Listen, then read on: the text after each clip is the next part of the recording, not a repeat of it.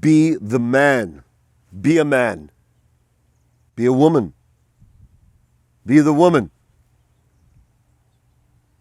I know over and over this expectation is hoisted upon me, being the leader of organizations and companies and teams.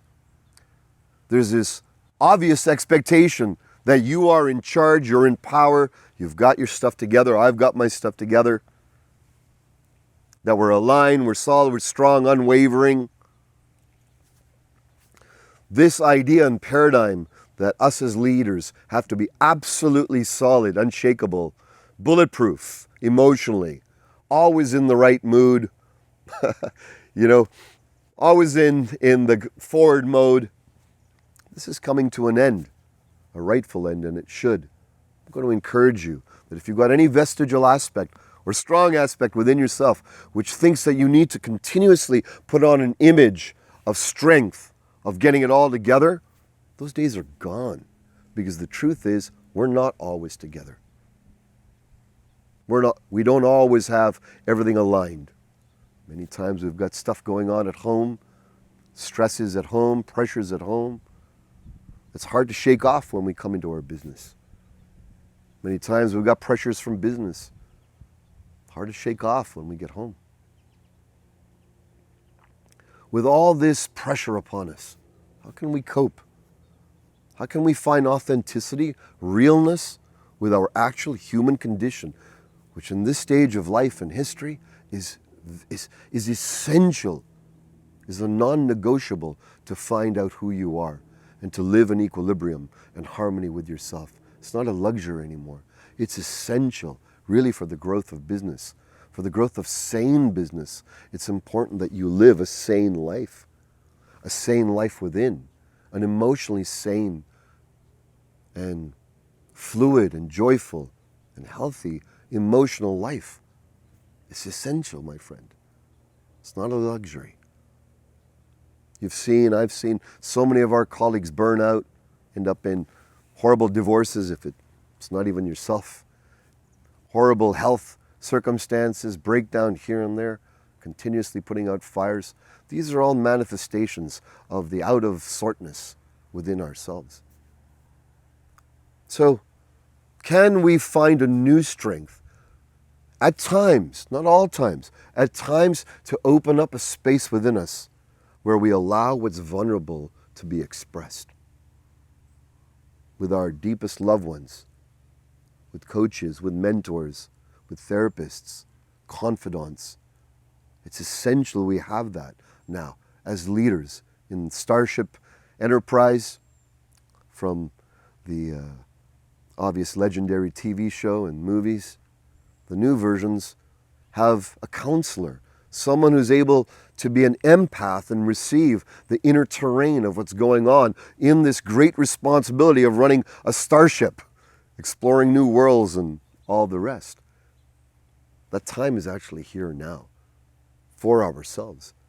It's known now. It's not just vogue, but it's essential to bring that into your life.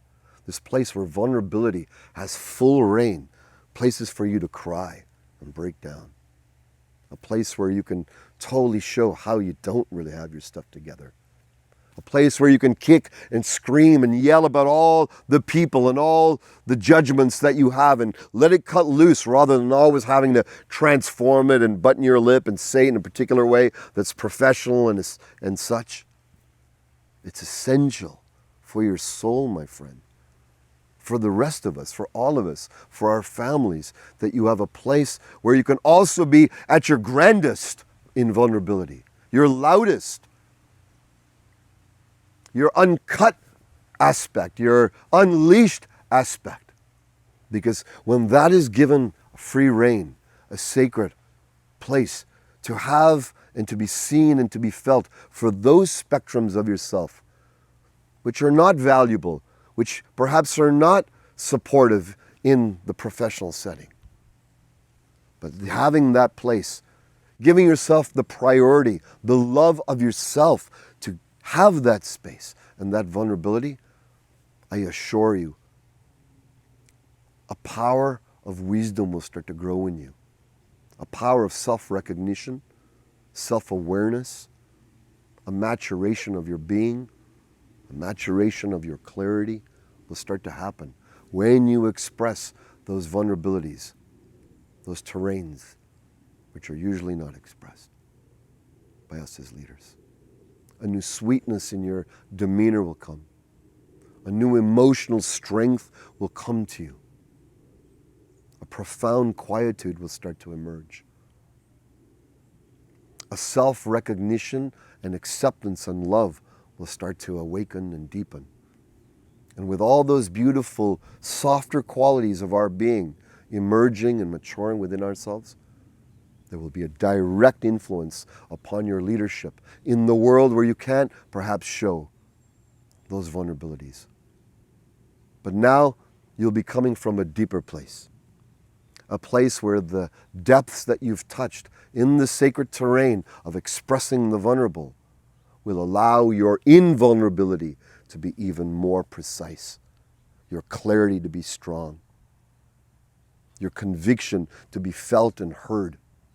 In fact, perhaps even a greater silent power will start to emanate from you, influencing those around you in a way which requires no force.